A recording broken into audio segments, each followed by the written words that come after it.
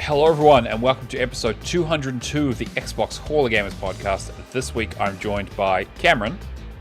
Hello! And that's it. It's just the two of us. Hey Dan. Red Ninja Dan is here. Thank you for joining us. This week, well, there's been some big news. Obviously we were off next week. Off last week because we were so busy. That was the big news, right? Sorry, what?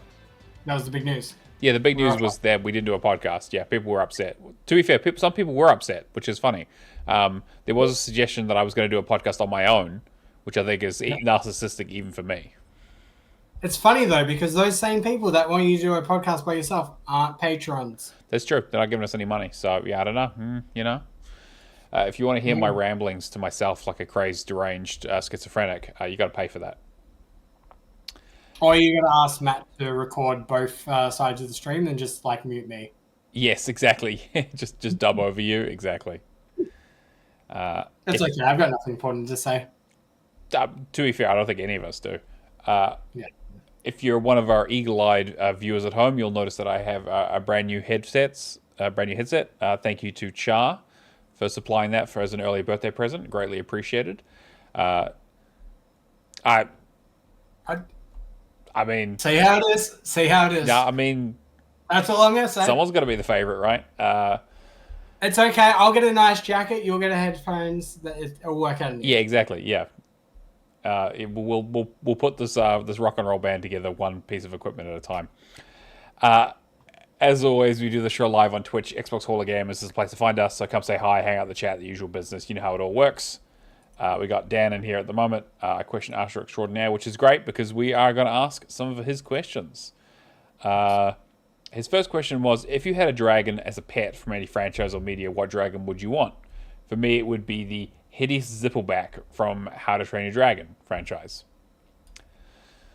I feel like every time someone has a dragon as a pet, it always turns out to be way more fucking work or a big fucking problem or it burns down. I mean, I think someone in the chat said Sean Connery, which maybe, was a reference to Dragonheart, which was like one of the few movies I had on DVD as a kid. Not a great movie, but one that I could almost recite line for line. I'm just trying to think of anything that jumps out as I definitely. just realized I don't play a lot of games that involve dragons. I'm really struggling with this. Tiny Tina? Yeah, sure. I guess they had dragons. I'm trying to think of notable dragons. Yeah. Because I feel just going through a game list, trying to find something that sticks out. Dragons from Lord of the Rings, I think, would just be a problem.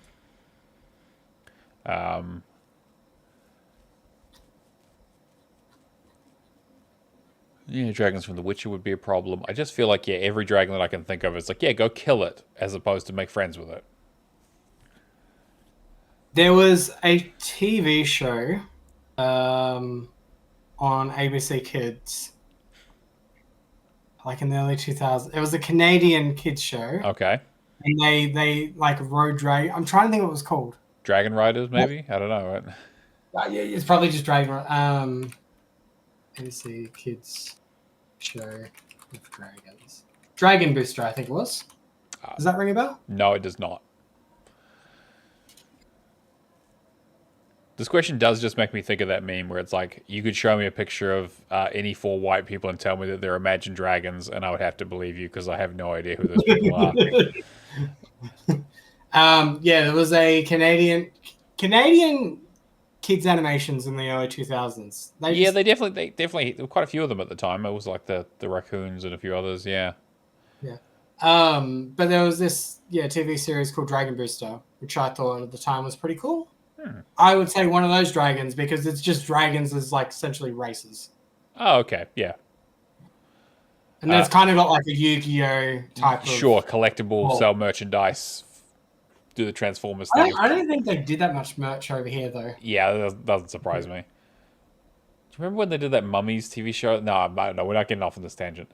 Mummies TV show? Huh? Mummies TV show? Yeah, okay, there was a Mummies TV show. I don't know. Back in the 90s when everyone was trying to turn spooky things into franchises. You know, like Gargoyles was obviously a thing. And Gargoyles was amazing. You fucking that show was that kicked ass. Fucking Keith David is Goliath, and people should go back and watch that show. It is actually like still holds up pretty well. You know what?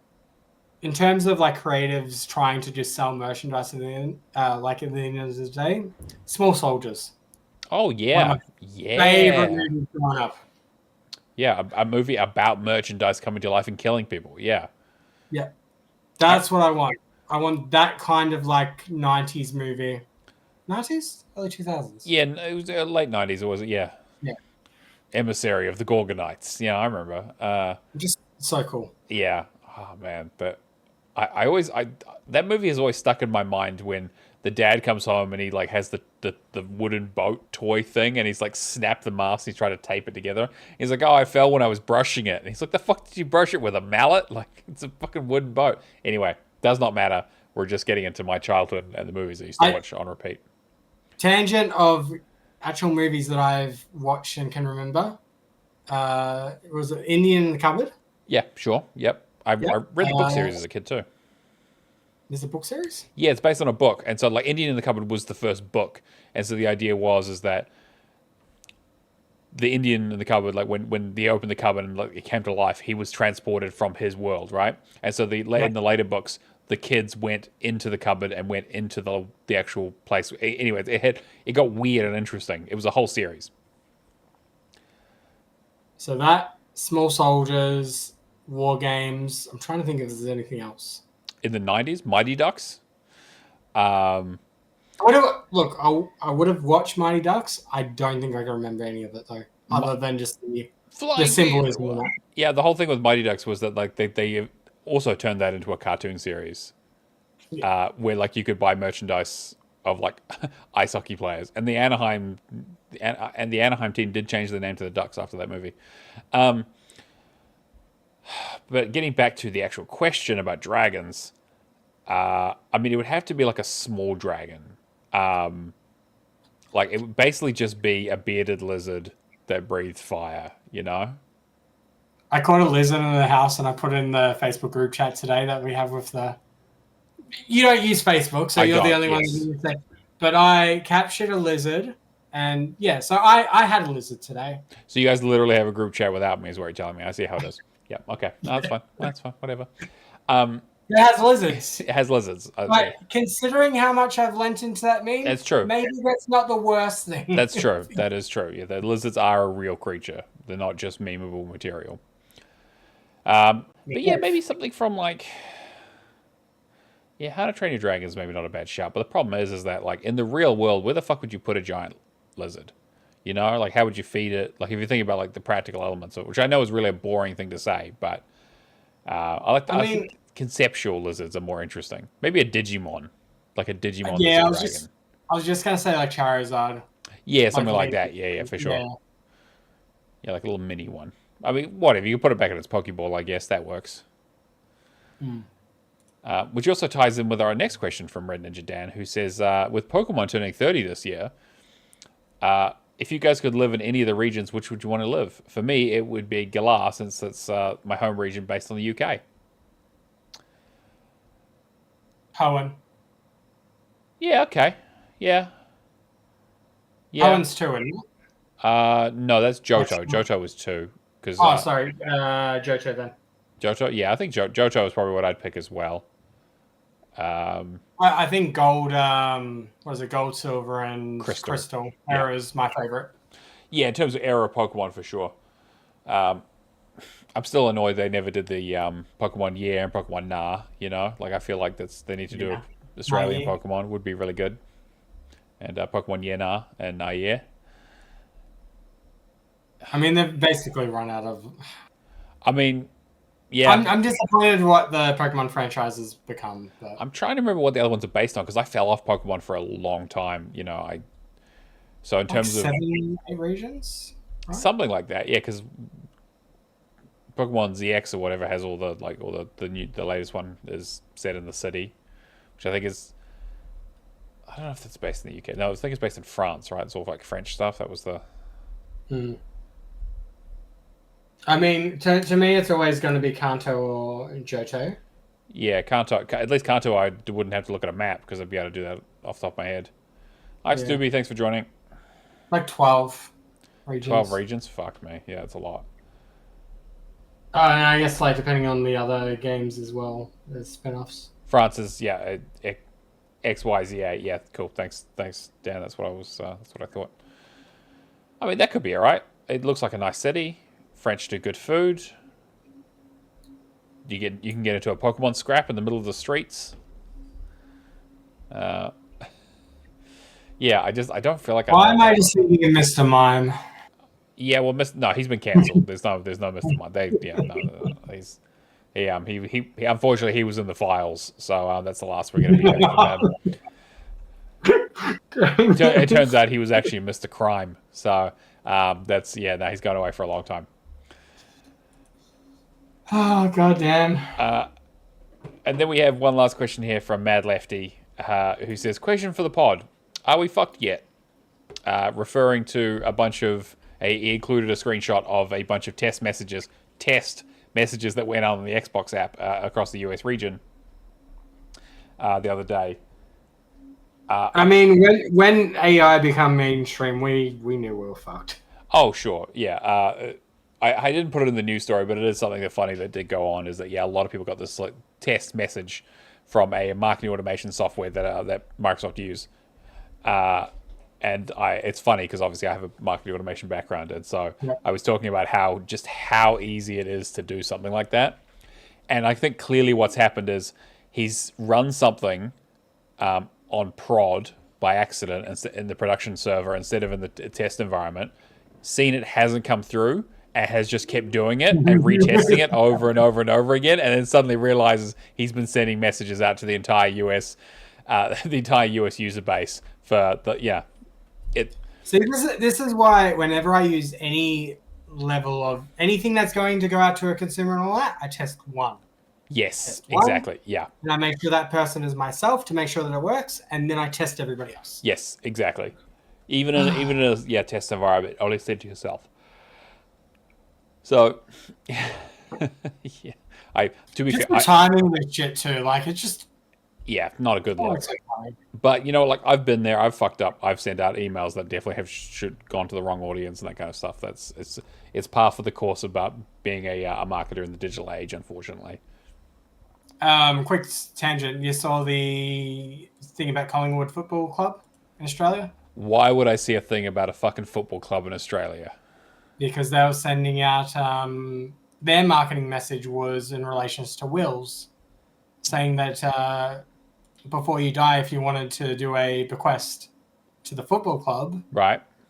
And I know personally that one of Nikita's family members that is deceased got that. Oh. So, yikes, they might need to update their mailing list a little bit.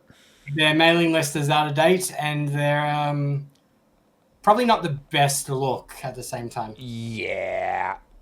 As someone who works for a charity NGO, we're very, very careful. I don't think you're going to get any like monetary donations. No, I don't think that's going to go super well for them.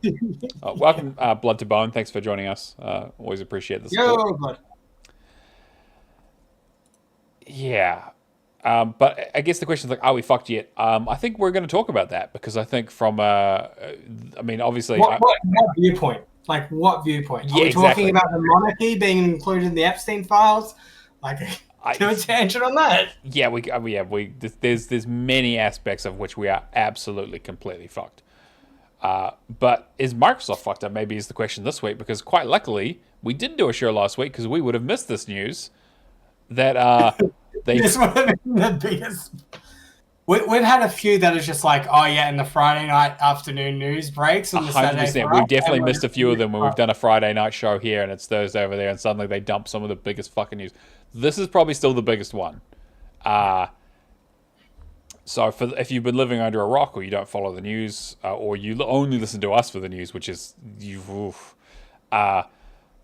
probably not the greatest idea, but Phil Spencer he's fucking done. He's retiring from Xbox after nearly 40 years of being there. So head of Xbox, he's leaving. And at the same time, Sarah Bond, who was basically the talk was that she was shoulder tapped to be number 2 for that. She was what president?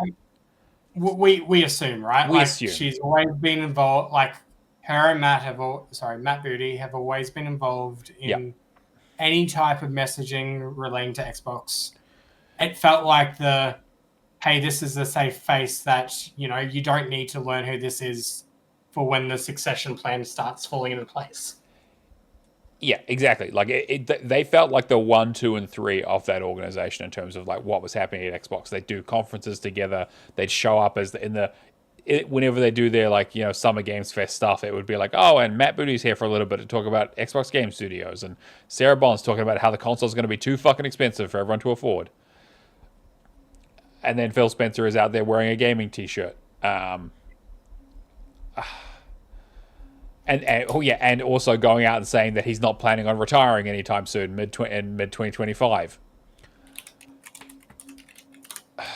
But yeah, so the news is essentially that Phil Spencer is retiring. He's looking to move on to do his next thing, seemingly out of the blue.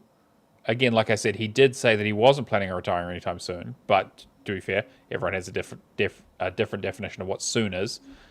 Sarah Bond, for a CEO though. Like I know he's CEO of Xbox and that's under the Microsoft umbrella, but like this is we're going to set a succession plan 6 months in advance, so then the consumers get to see the new face. And realistically, out of the console corpse, like Phil's always been I'm aware that I'm biased.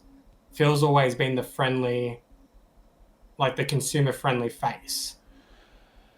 Yeah, he's definitely like I can give you like Jim Ryan, business, sure. Reggie, business, even though he's like he's still very much funny and sure. Kind of thing. And Iwata feels like very much yes, I've gone up through this, but I'm very much a gamer as well. Yeah, for the most part. I mean, he definitely had that image to him, and definitely more than someone like Don Matrick did.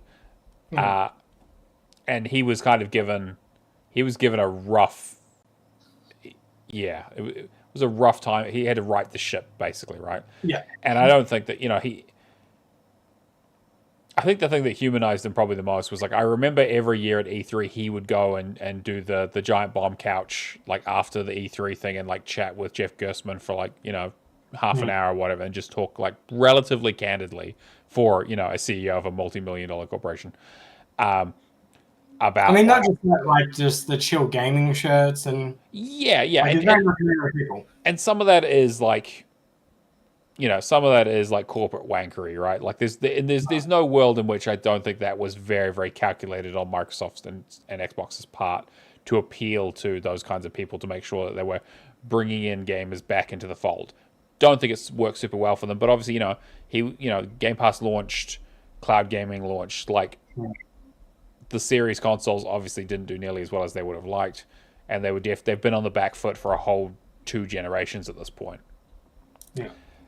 But yeah, it definitely feels like he was that sort of last bastion of like actual gaming interest at the top levels of Xbox, which I just don't think we're going to see anymore, to be honest. I think we're going to see creative ideas like Game Pass and that brought to. Definitely not consumer-friendly ones, no. And I think that the replacement basically being someone who's worked at Core AI for 2 years, and it just being such... And again, Sarah Bond leaving at the same time. Again, I want to preface a lot of this with, we don't know what's going on behind the scenes there, right? Like there is... Corporate shit is always corporate shit. This could be a controlled thing that was like planned out. As Phil tells it, he told Satya Nadella, who is the CEO of Microsoft overall, that he'd been planning on moving on for a little while, and they wanted to get a plan in place, and this is just when they've announced it. But it does feel weird. It feels like Xbox has been under a lot of pressure, especially since the Blizzard acquisition in 2020, like that 2022 space. And even Sarah Bond calls that out as her like thing, that she was there to make sure that kind of happened. And it really felt like as soon as that happened, they suddenly had to meet some ridiculous quotas. They got the Eye of Sauron on them. Yeah, like 30% profit margin, stuff like that. Yeah, which is crazy. Like a 30% profit margin, especially on a brand that's doing well, is an insane ask. Also, to say that like Xbox was doing relatively well in terms of like it was still growing, profit was going up, the line was trending up and to the right. Like they were still hugely profitable. Obviously, hardware was struggling, but stuff with Game Pass, software sales, all that kind of stuff, like they were still making more money than Xbox has ever made, ever. And now it feels like the Activision stuff, plus now this AI stuff, and that becoming so expensive, and Microsoft becoming an AI first company, and then putting a fucking AI person in charge of Xbox means that I think Xbox is, I'm not gonna say dead, because people have been saying Xbox has been dead for years and it hasn't happened yet. But I think that we're in a very, very precarious state as to what the future of Xbox as a brand looks like. Yeah, like one of the co-founders of the original Xbox brand, obviously no longer with the company, came out and sort of said that they predicted that they're going to sunset Xbox as a brand. Was Seamus, right? Sorry, what was that? Was Seamus? Yes, I believe so. I think I put the news story in there. Let me double check. Yeah, Seamus Buckley. Yeah, Seamus Buckley. Blackley, rather. Yeah, and the idea being that they'll just kind of sunset Xbox as a thing and just kind of cram it full of AI, which, to be fair, they've said they're not going to do. But the day I believe a corporation says anything truthful is the day they're going to shoot me in the fucking head.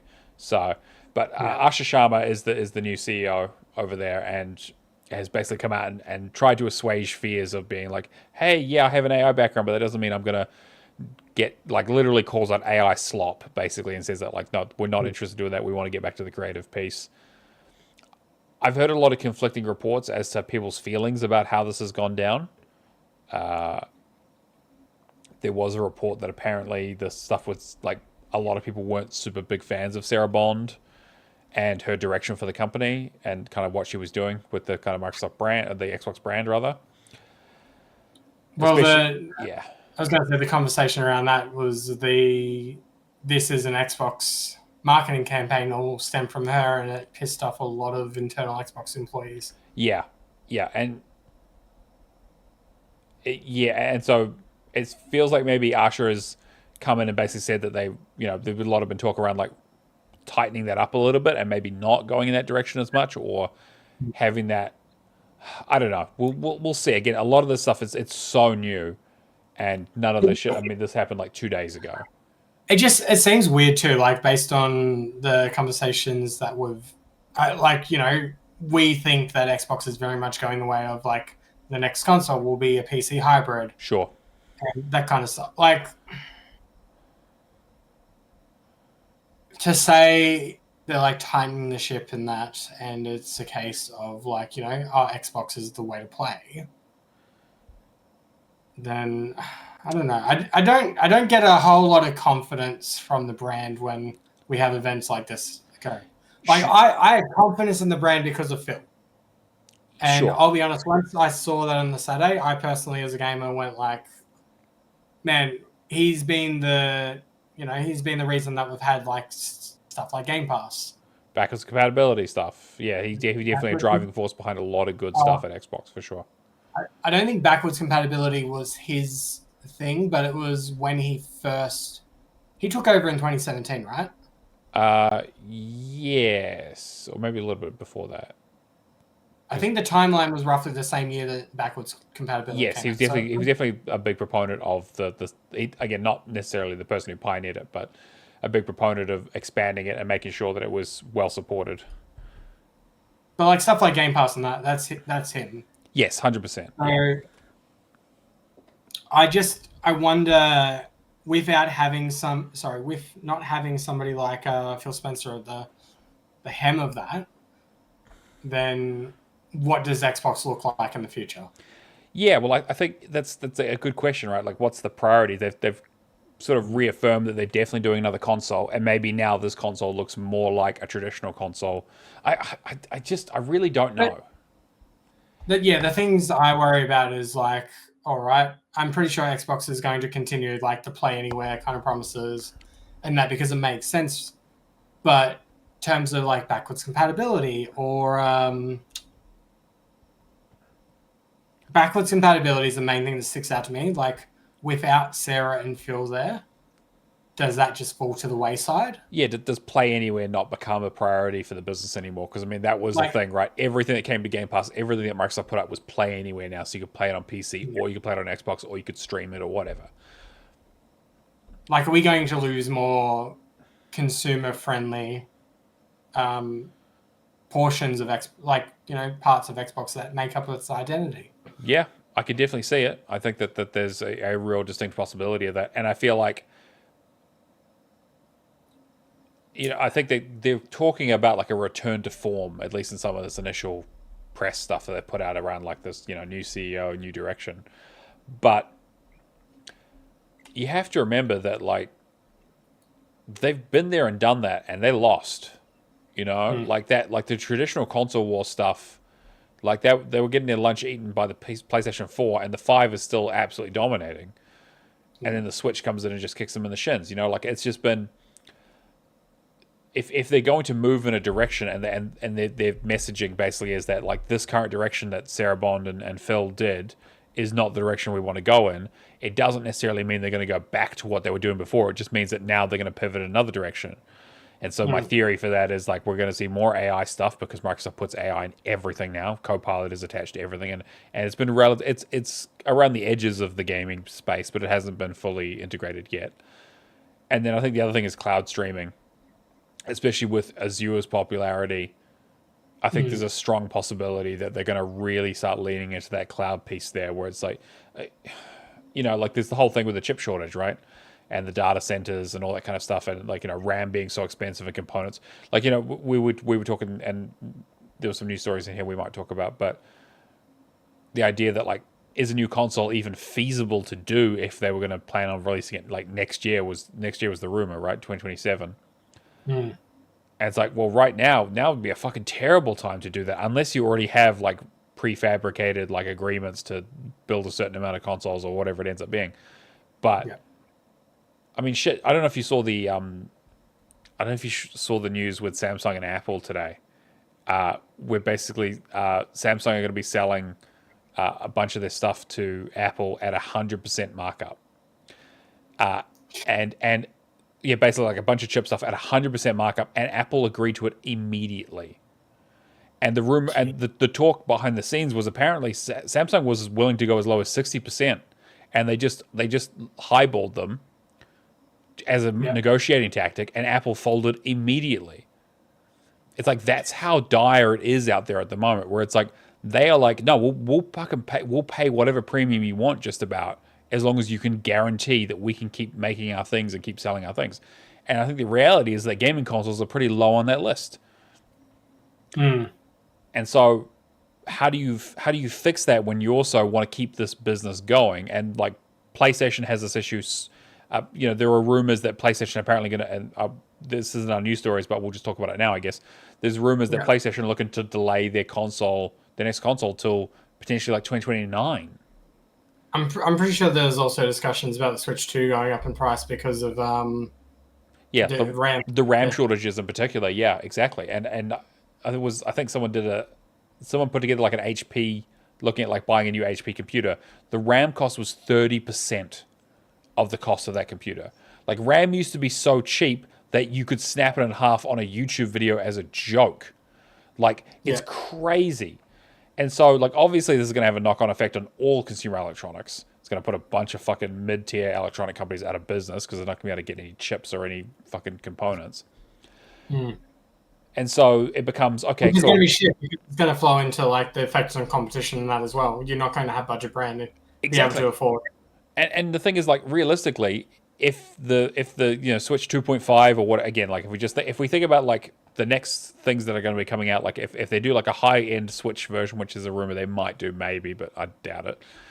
a new PlayStation and a new Xbox, like that's going to be a $3,000 machine. You know, like it's going to be like, it's crazy to think about like how much that might cost if they're going to go down the traditional model.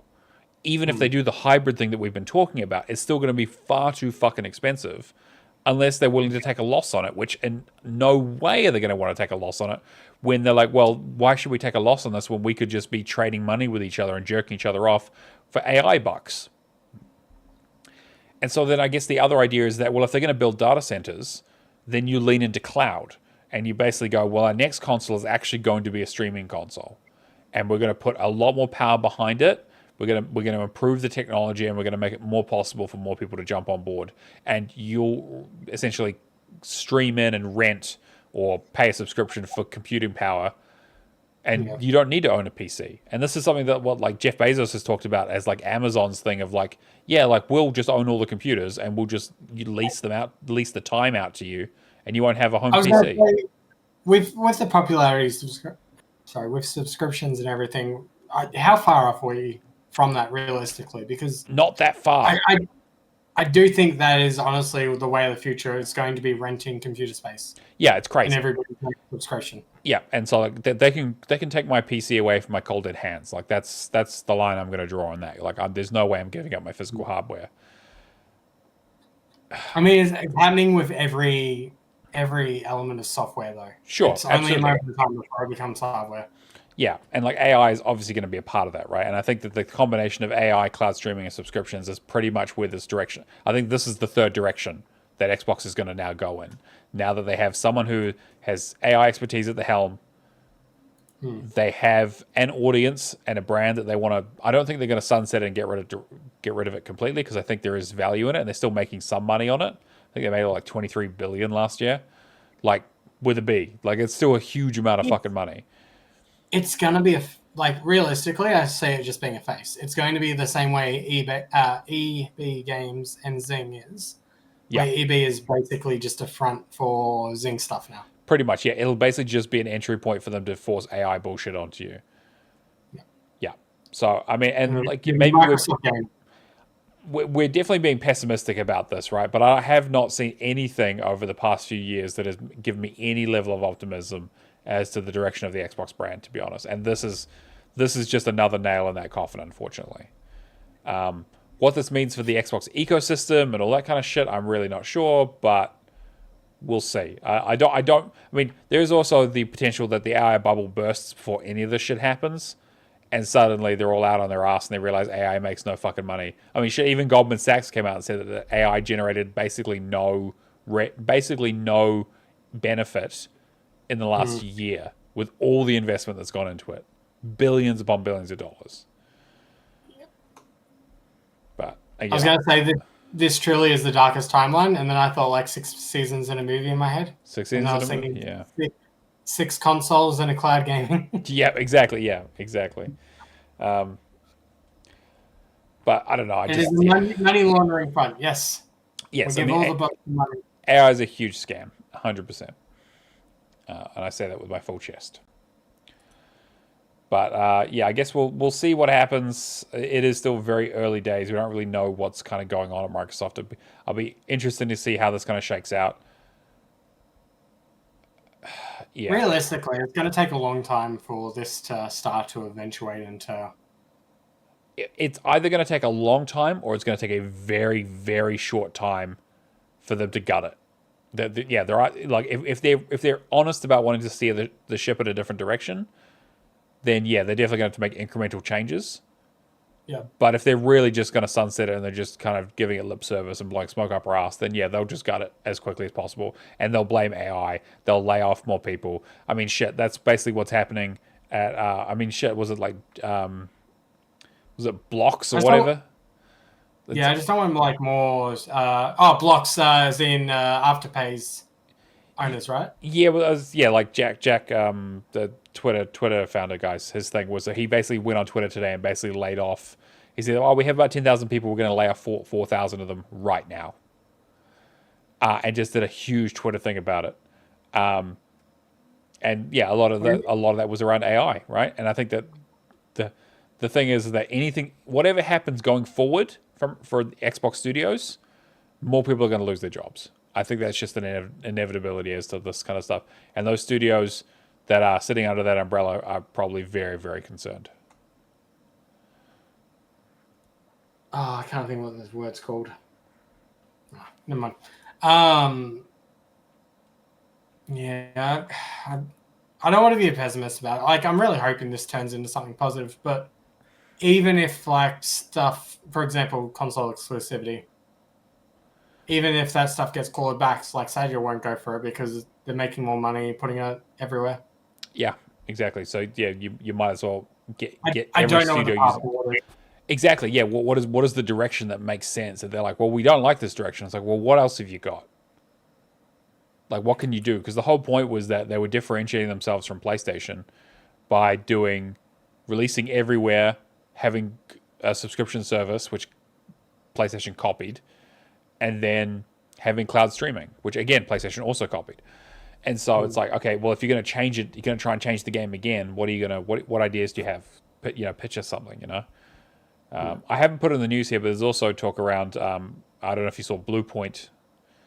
At the PlayStation studio got basically shuttered this week as well.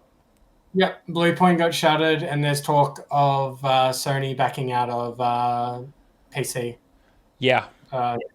So, which I guess so that would, I guess, make some sort of sense in terms of like. I was going to say, like, based on that first news, you can kind of get to the point of the second one. There's been some stuff that apparently is still in development, so I think Char was talking about it a little bit and said he'd have some more news soon. But yeah, interesting to see that they, even Sony are kind of taking a different tack. I guess they I don't know. I imagine what something like that would be. I guess it's like Sony haven't had a huge amount of first-party exclusives. I mean, they at least like exclusive. Most of them have come to PC recently, like Ghost of Tsushima and Spider-Man games and that kind of stuff. What would make you want to do that? Is it just like PC sales are too low and the port costs are too expensive and they feel like they're losing too much brand? And it's like, I don't know, because it feels like the live service play they've been doing has also not been paying off for them. So I feel like Sony is probably in a bit of a rough position. And if the next console is suddenly going to be, 4 years away, 3 or 4 years away, it just seems like they haven't had enough single player experiences during the PS5 generation to be like justifying this, like, I guess pulling it back. Yeah, well, especially it's basically saying to consumers that the only place to play a single player game is like these kind of 10 out of 10 stories is PS5. Buy a PlayStation. And it's like, well, if suddenly PlayStation prices keep going up and hardware availability becomes more and more, more and more difficult, it just feels like a really short-sighted move.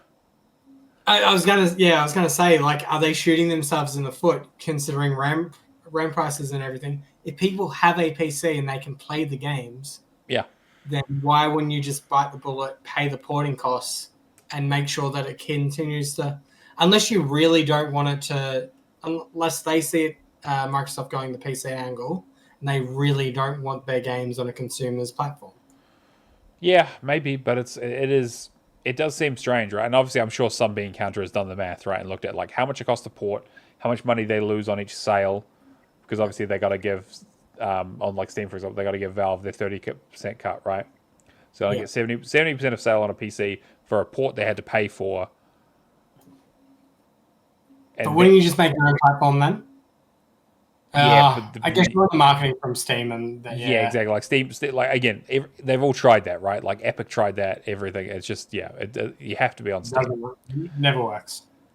Yeah, and so it's like, maybe you get some cost here, but maybe the sales just aren't good enough on those platforms to justify that cost, and they just kind of feel like it's hurting them. But yeah, I think that could really come back to bite them if this AI thing continues to go off and that chip shortage continues and people can't buy PlayStations. And so it's like, the only place to play it is this thing that you can't afford. I think it stems to the cost, the cost of game development for Sony though as well. Yeah, like how much they spent on like Spider-Man 2 and. Yeah, which we kind of got some of that stuff in the leaks. I guess the proof of this is the talk around Wolverine, Marvel's Wolverine, that Insomniac are working on. That's coming out this year, and whether that's coming to PC or not will probably determine. Like, if it's not coming to PC, then it's pretty clear that they're not looking to do that because Spider-Man has come to PC, all their kind of big first parties have come at least after a few months afterwards. But it's a shame because it definitely feels like that would be the way to play those things. Yeah. And like I don't own a PlayStation. I've thought about it, but like there's like you said, I don't think there's been enough exclusive stuff for the PlayStation 5 for me to justify it. So Kmart had, I think, a Black Friday sale last year. And they found out about 2 weeks ago they were clearing out PS5 base disc edition consoles for $300. Damn, that's actually 300 for 300, like Okay. $299. I was like, $299. Even I would buy one of those. That's okay. That's a fucking steal. That's the price where you just like, as soon as it gets to like Xbox Series S kind of pricing. Yes, yeah, for sure. I'm like, yeah. Even if I only use it to play a few games and I wait for a few deals. Yeah, Stubby says he's got a PlayStation 4 in the bedroom for Netflix. Yeah, sure, I could find a use for it, right? Yeah, exactly. Same sort of thing. Yeah. Related to this, Steam Deck is apparently just completely out of stock in the US. And we don't know when they're going to get them back. And I think this is just like, this chip shortage thing is not just in the big players. It is in this like handheld market. Like, I imagine we're probably not going to see a lot more ROGs or Lenovo Goes or any of that sort of shit. Like, I think it's crazy. I'm interested to see when it starts affecting other industry. Yeah. Well, like cell phone market, like I said with Apple, right? Like that's going to be a big one. They release a new fucking phone every year. And if that's going to get harder and harder to do, more and more expensive, we're going to have to pay for that. Like that's the thing. They're not going to swallow any of those costs, even if they are trillion-dollar companies. Because why would they? I'm just thinking like other industries with like infrastructure that probably isn't updated as regularly as it should be. How like whether it's going to like fall more and more behind. I mean, government will be fine because they don't update anything. They're probably still running Windows 98 at this point, so that'll be fine. At worst, they'll end up on. You can't make comments like that anymore. They hurt me. It's they hurt me too much. I work for a charity, okay? Like, trust me, I fucking know. Yeah, it is a contract. Yeah, we'll give you a free subscription to our service. Amazing. You just gotta start every cold call you do with and we also have this product. Yes, exactly. Yeah. Oh man, yeah. I think they're definitely. I sent an article I was talking with Alison about a couple weeks ago, which is like the knock-on effect of this on businesses just not being able to. Not even that like it's too expensive for them to make these things anymore. They literally cannot get the supply to do any of this stuff. Means that they'd just be out of business. It's kind crazy. of makes me wonder when will we get to the point where like this stuff is a finite resource. Like we're going to eventually run out. Yeah, I think I don't want to be pessimistic. The world is ending and all that kind of stuff. Right? Yeah. I mean, there's certain situations in this world that need to start being addressed in the near future before. As someone who works for a environmental charity, I'm well aware that there are a lot of issues around mineral rights and ecological things here for sure. I just don't feel like I feel like video games and electronics about where I draw the line on terms of things I feel like comfortable talking about as with my personal knowledge. But I get what you mean. I think that, I mean, shit, there was this thing around some of the chipset stuff that they're doing, right? Is that the way that chip manufacturing basically works is they basically make the chips and just try and test them and then keep the best ones for AI and fucking weapons programs.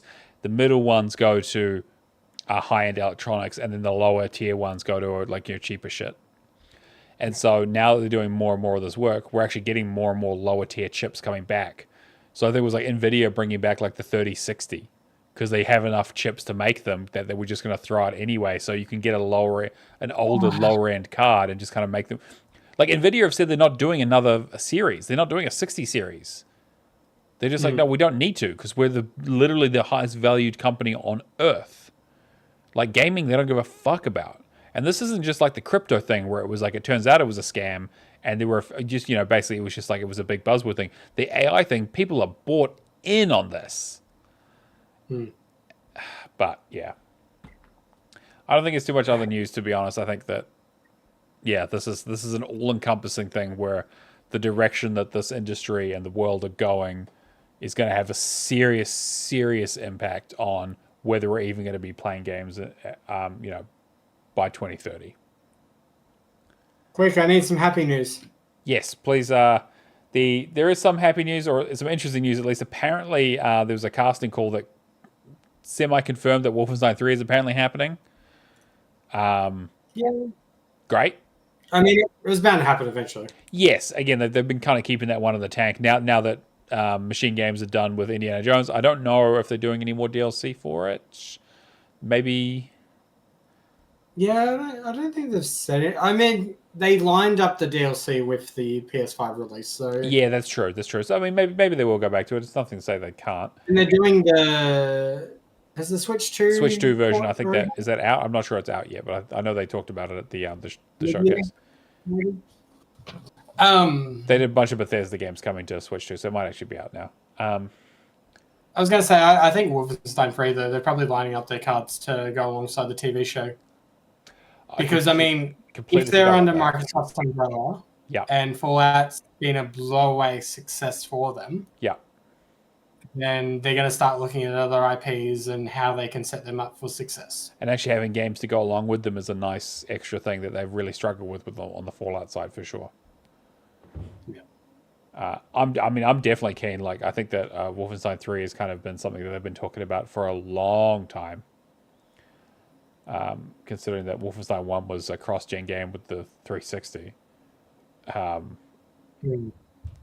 But yeah, I mean, I'll have a look at it. Apparently, it's codenamed Valkyrie. We'll see if Mecha Hitler shows up. I guess there is the stuff with like Youngblood was kind of set after whatever the third act is, right?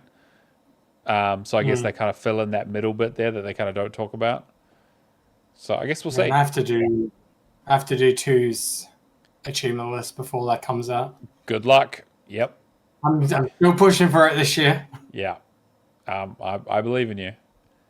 But I guess, like, is this going to be like a swan song for BJ Blazkowicz, or is it going to be, I mean, assuming you will play as him, because of course you do, but like, I'm just curious around like how they're going to do it.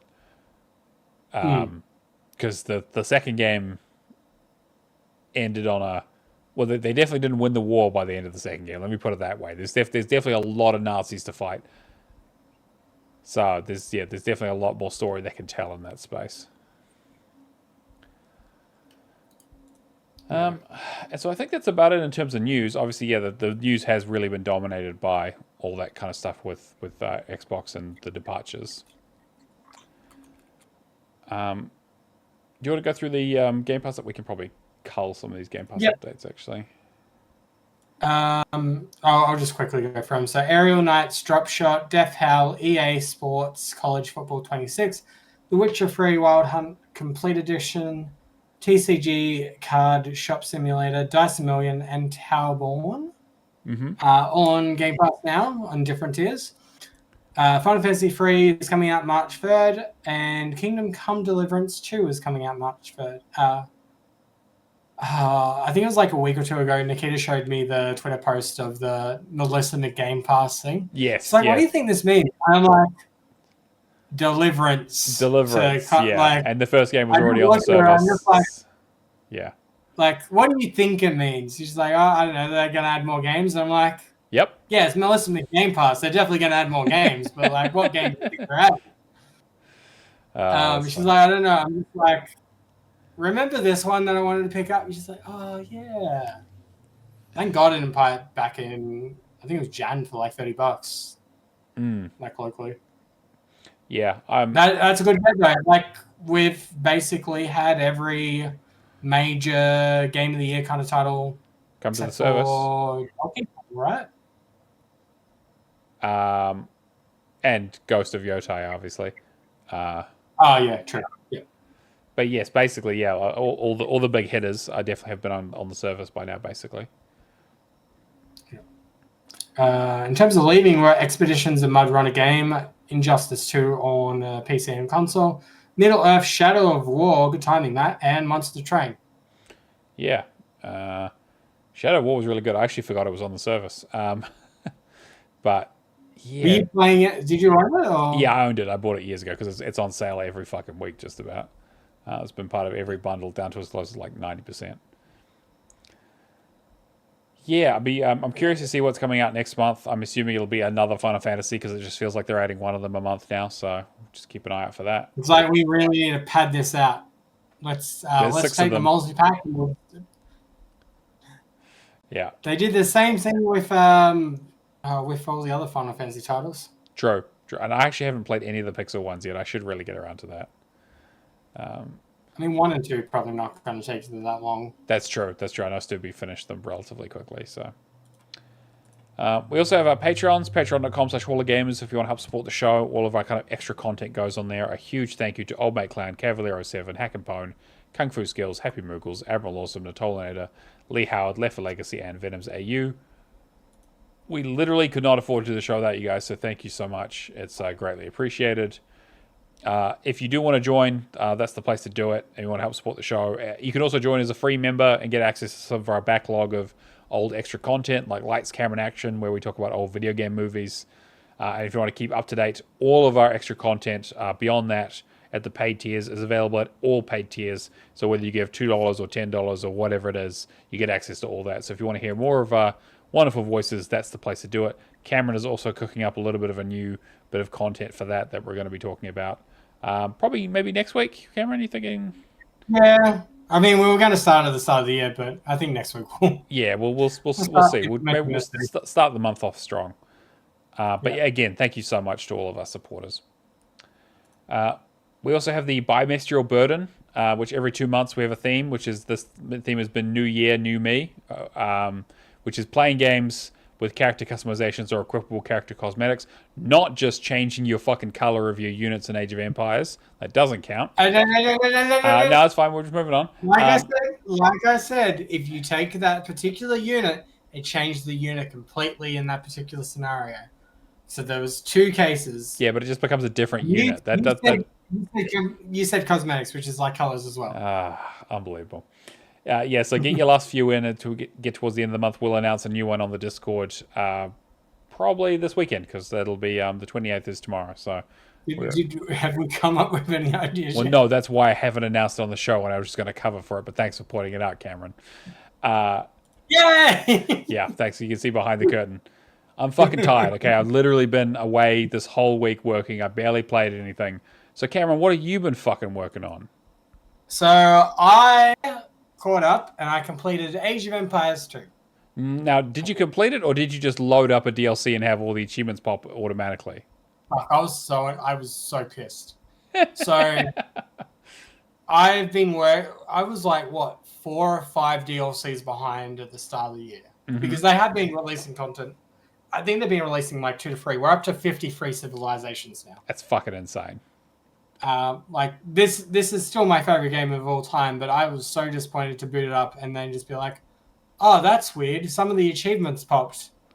And I thought there must have been some string ties or something to like previous DLCs. No, it just everything popped in that particular DLC for everybody. Thank God it was only that DLC because I would be so fucking livid if somebody got those super rare achievements like defeating Rome in less than 30 minutes. The 12 castles one that I'd talked about.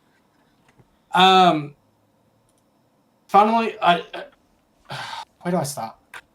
So I've caught up on the DLCs. I think the last time I was talking about it was the Alexander the Great one, which ended pretty well. It had one annoying achievement where you had to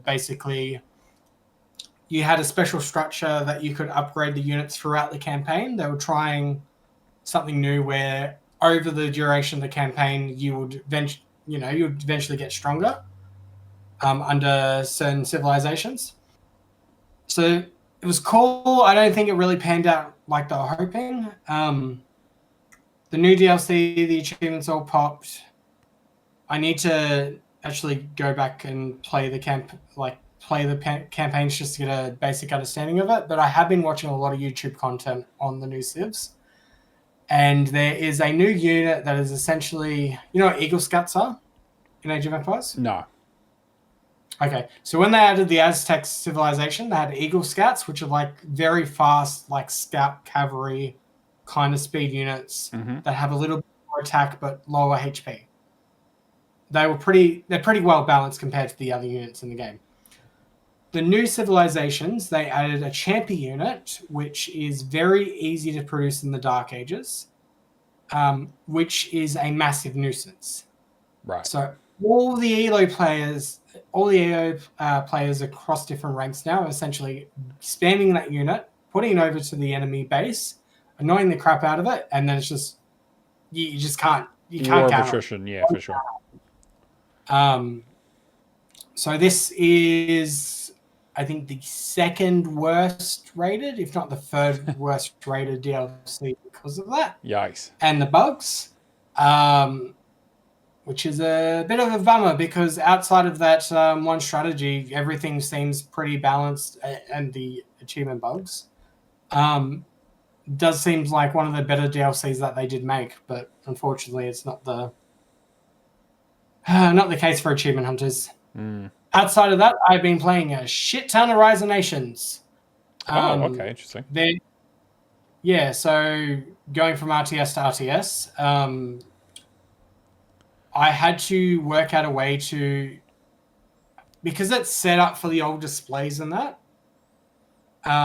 you basically had to like downsize the graphics to fit the display correctly so it looks okay. Not stretched out, and yeah, for sure. Yeah. Because if you do like, 3860 by 2140, it's like tiny little minuscule icons on the screen and you just can't play it. Yeah.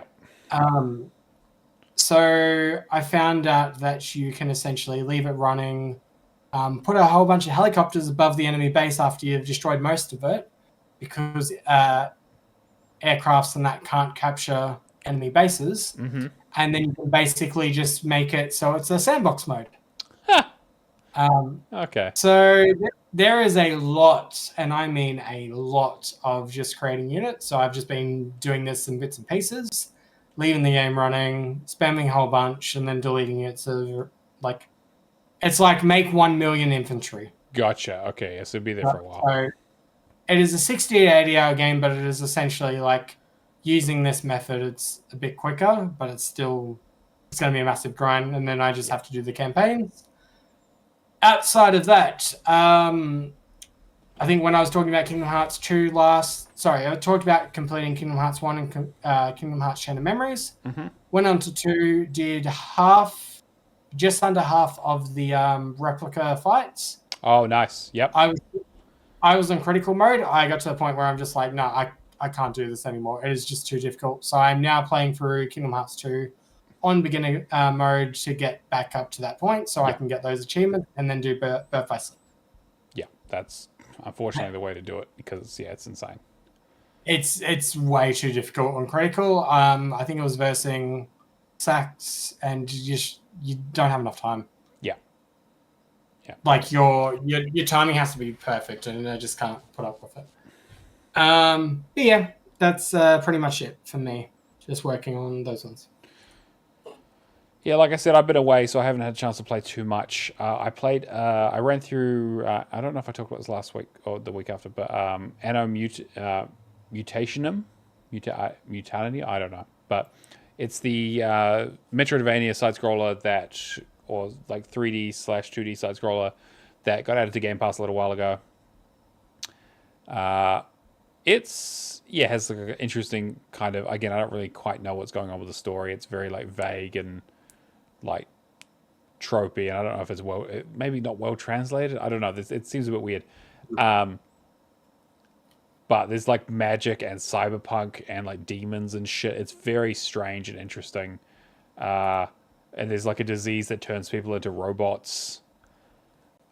But the nice thing about it is that there is currently a glitch with it where if you finish the main story, it unlocks all the achievements on the list, even the ones that you haven't earned yet. So you don't have to do any of the side quests. You don't need to do any of the collectible bullshit. You just have to be good enough to get through to the final boss and beat them. So the main story, I think it took me about like 8 hours or so. And so it's a fine enough game. I don't think there's anything too amazing about it. But yeah. Visuals are great. Yeah, I think it's pretty good. I think it's a pretty good game. It is definitely a bit glitchy. It had a couple of crashes and a couple of bugs, so it's a bit rough around the edges. I don't know if they've done any other games. I think this is their only kind of game they've done so far. The developers, or So we'll see if they go. Yeah. As part of my unstarted backlog, I started up Orcs Must Die, the old 360 version. I'm towards like the third act where it starts getting absolutely bullshit, to be honest. I really enjoyed playing Orcs Must Die 3 with Stubby. We got some really good strategies and that kind of stuff, but I feel like towards the last half of the game, it's like they just throw too much at you that kind of feels like unfair in a way, in a way that just kind of doesn't feel, I don't know. I'll get through more of it, but I'm kind of bashing my head against it towards the end there. I've got like maybe 4 or 5 levels left to do. And then I have to go through a nightmare and do it all again on super fucking difficult, so we'll see how that goes. Also on the unstarted backlog piece, I started One Piece World Seeker as one of my unstarted games. I don't really have much to say about it yet. I've only put like maybe a couple hours into it. I don't really know much about One Piece outside of some of the characters. But this looks like it's kind of like a little like side story where Luffy gets captured and has to find his crew and liberate an island from the Navy that are hanging out there. But yeah, the main ones that I've been playing have been Suicide Squad. So I kind of briefly mentioned this the other week. Has like just starting it. A few people on our Discord have played it and they said they quite enjoyed it. I'm not really seeing it, I gotta be honest. I think it's pretty bad. It reeks of it reminds me so much. What's that one that just got shut down? The one that we played. Why am I suddenly blanking on the name? Anthem. Anthem. Anthem, yeah. It reminds me a lot of Anthem. Like a lot of like freedom of movement pieces, doing the same 3 or 4 missions over and over again.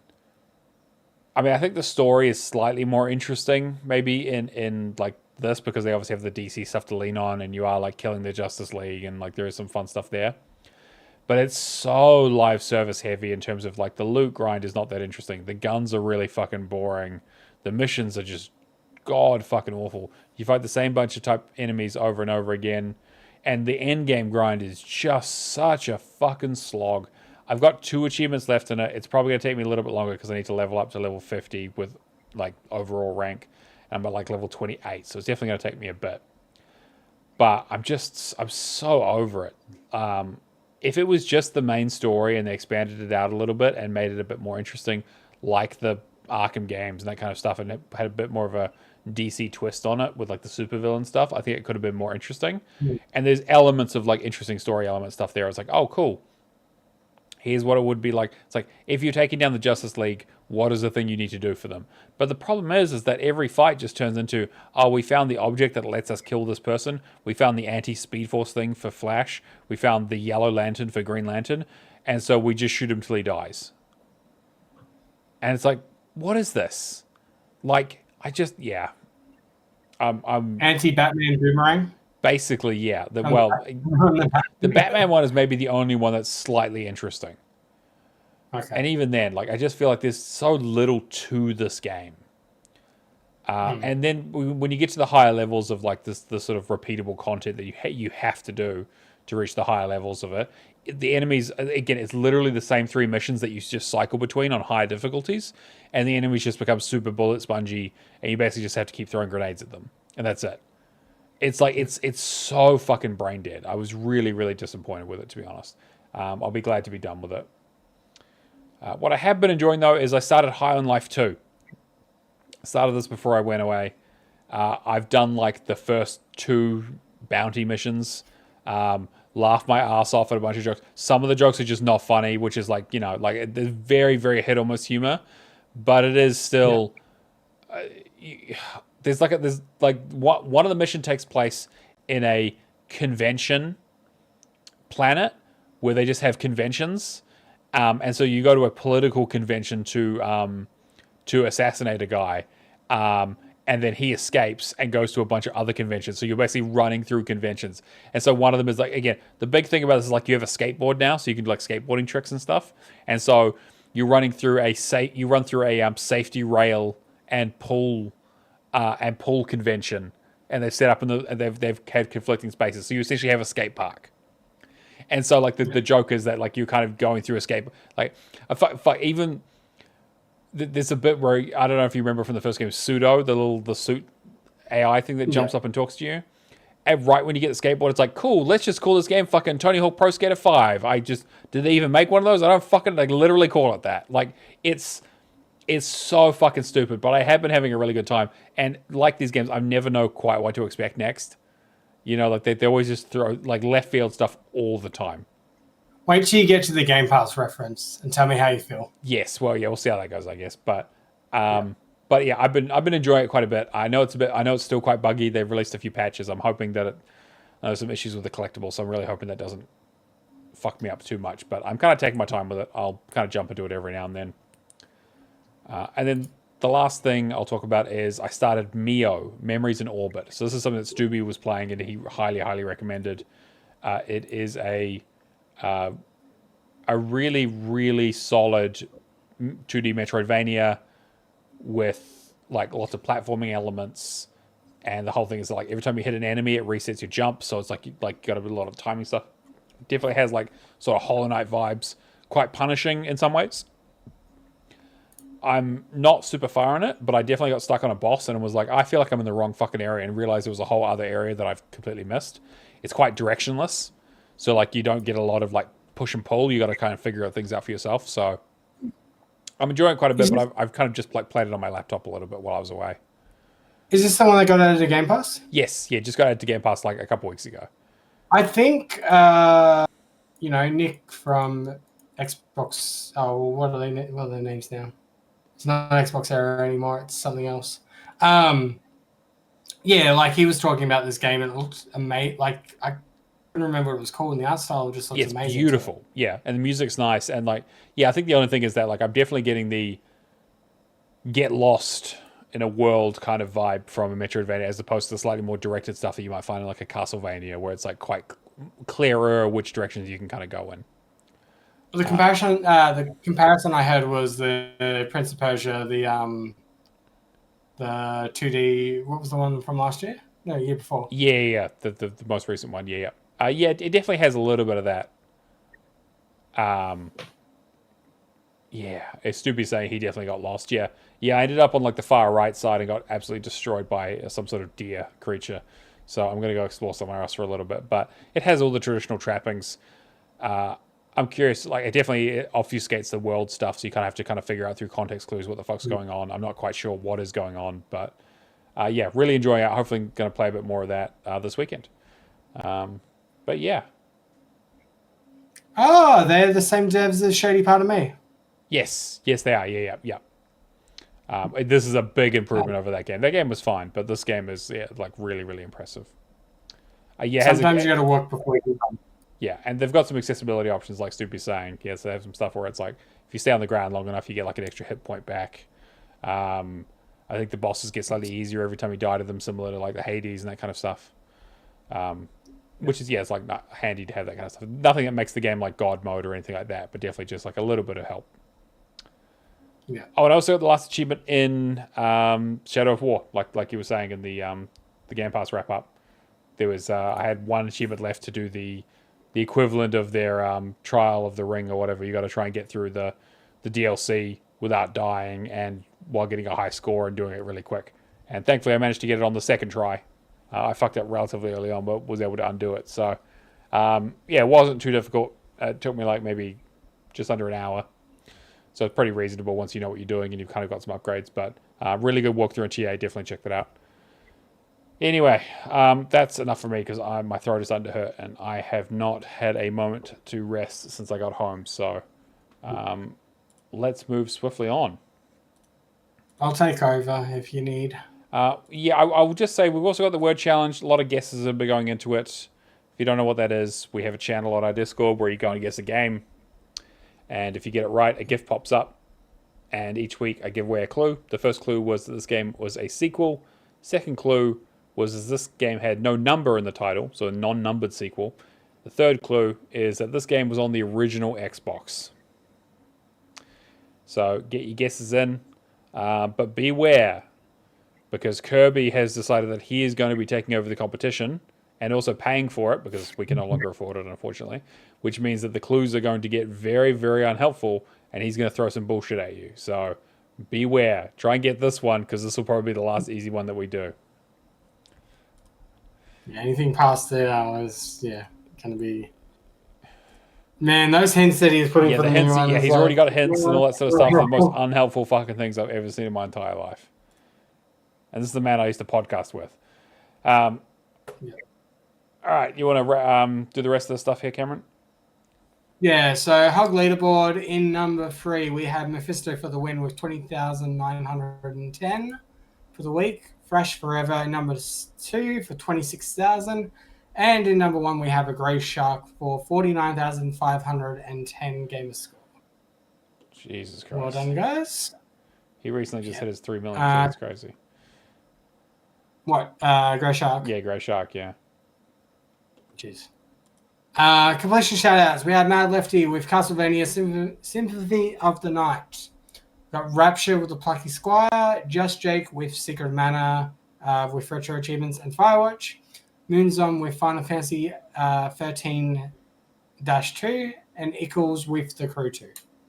Good job, everyone. Yeah, there's a couple of more actually that, sorry, I forgot to add because we missed a week.